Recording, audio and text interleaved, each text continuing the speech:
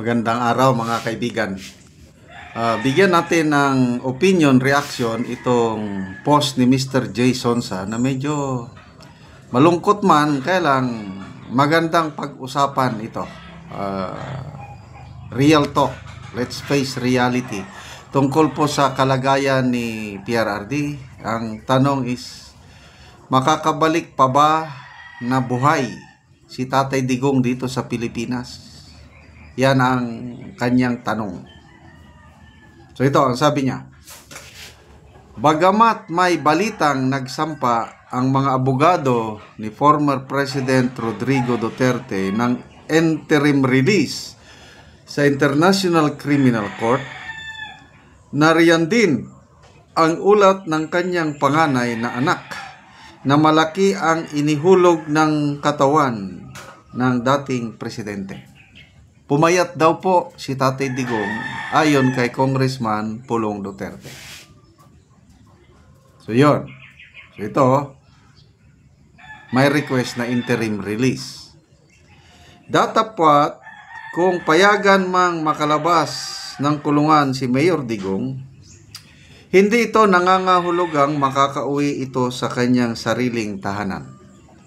Mananatili ito sa isang bansang banyaga na kukupkup pansamantala sa kanya. So wag tayong aasa, hindi siya uwi ng Pilipinas pag makalabas siya sa isang bansa na hindi pa malaman kung saan. Malaki ang posibilidad na maaring hindi na makabalik na buhay si Mayor-elect Duterte sa Davao City. So yun ang wag kayong mag-isip na kung ano si Mr. Jason Sa napatunayan niya na ang kanyang loyalty sa mga Duterte. Nagre-real talk lang siya. Malaki ang posibilidad na hindi na makabalik ng buhay si Mayor Digong. Anong mga rason niya? Una, siya ay 80 anyos na at nasa takip silim na ng buhay. Pangalawa, bago pa man siya dinala sa Netherlands, marami nang iniindang sakit ang dating presidente. Katunayan, hirap na rin siya sa kanyang panimbang at kailangan na niya ng alalay. Diba, may sungkod na siya, may alalay. So, 80 years old, ano na, talagang last 2 minutes na yan sa buhay ng isang tao. Kaya kinakailangan ngayon pa lamang, ito na yung real talk, kinakailangan ngayon pa lamang ay tanggapin ng kanyang pamilya at mga nagmamahal sa kanya ang katotohanang maaring maganap ito sa malapit na hinaharap. Ibig sabihin yung bawian na siya ng buhay. Hopefully doon sa bansa na kanyang pupuntahan. Huwag lang naman sa kulungan. Ang hirap yung doon siya sa kulungan mabawian ng buhay. Kung matuloy man, ano?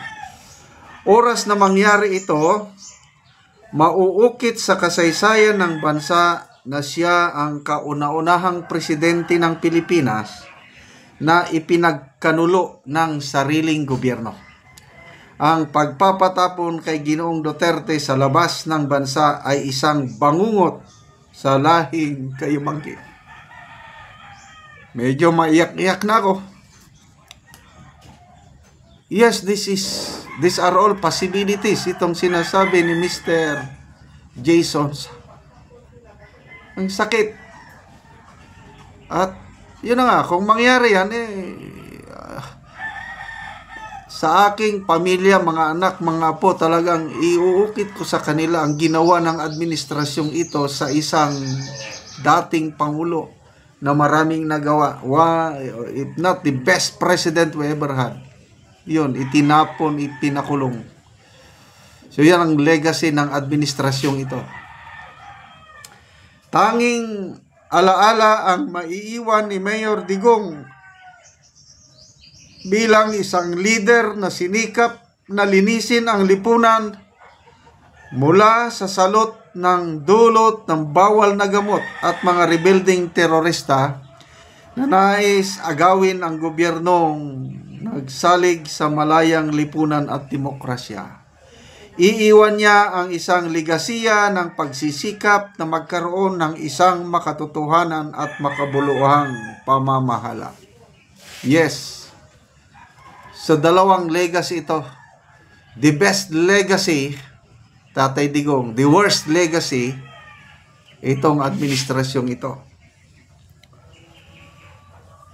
Sa mga nagtatanong kung makakauwi ba si Digong na buhay sa kanyang tahanan sa Davao City sa malapit na hinaharap, ang tapat na kasagutan ng inyong lingkod ay malamang at sa hindi ay malabo na, maliban, ito maganda naman to, maliban na nga lamang kung may kakaibang pangyayari na magiging susi o daan sa pagbabalik sa kanya ng buhay sa Pilipinas. Sana meron nga. So, hindi pa naman, it's not hopeless. May pag-asa pa. Habang buhay, may pag-asa. Kailang, let's accept reality na posible na hindi na siya makakabalik ng buhay dito sa Pilipinas. I agree with Mr. Jason Sa. Ang dalangin ko ngayon, dalangin natin na makakalabas siya sa kulungan. Interim release. Malaking bagay na yan, answered prayer na yan, na ang hirap kasi yung makulong. At least kung makalabas siya, dadalhin siya sa isang bansa na banyaga, kukup-kup sa kanya, at least ma-enjoy naman niya ng buhay, parang nagbakasyon lang, nagturista sa bansang iyon. At tayo naman, mga nagmamahal sa kanya, kung malapit lang sa Pilipinas, sana nga Japan. Ang malapit lang dito sa atin, sa Asia, is Japan, South Korea, or Cambodia. Dahil Cambodia, ASEAN, malapit lang sa atin, member siya ng ASEAN. Japan, okay. South Korea, okay pa rin.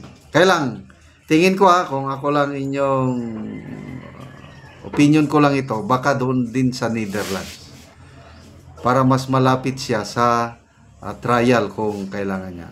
So, pagdasal po natin ang ating minamahal na Tatay Digong. Salamat mga kaibigan sa inyong pagsubaybay sa ating channel. Nakakatulong kayo ng malaki sa Tribong Talandig ng Bukidnon. Dahil ang sweldo natin sa channel na ito is pantulong natin sa tribo. Namimigay tayo ng mga yero at pako para ang Tribong Talandig makapatayo ng mas disenteng tirahan. Panoorin ninyo ang video na ito. Si tatay ang natagaan ng Ugero.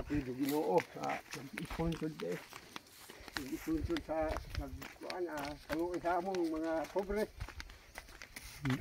Salamat siya sa nag-sponsor ani nga dunay naluoy daw sa ilang tatay nga sila mga pobre.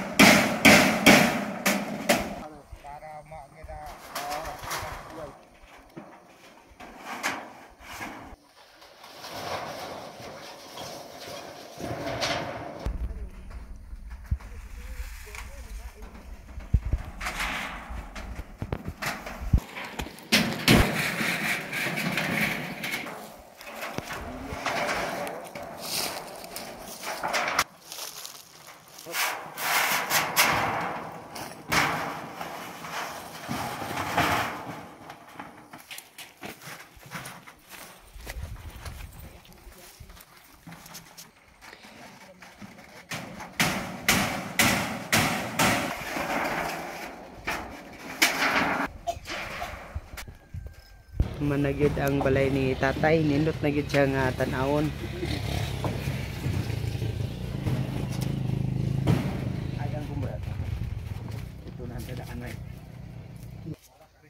Salamat ako Ginoo gayud ta nagpangaon isa. Pasalamat ko sa Ginoo kay nahuman na gayud ang among balay ato pa na og labaw pa sa akong pagpasalamat usab kanang nagtabang sa tanan, dinhi sa amo, dapit sa aper, kalapat, nagtabangan pag-atop. Oo. Dako gid namo nga pasalamat. Salamat ka, ante. Salamat kayo, sir. Oo. Yan mong kun.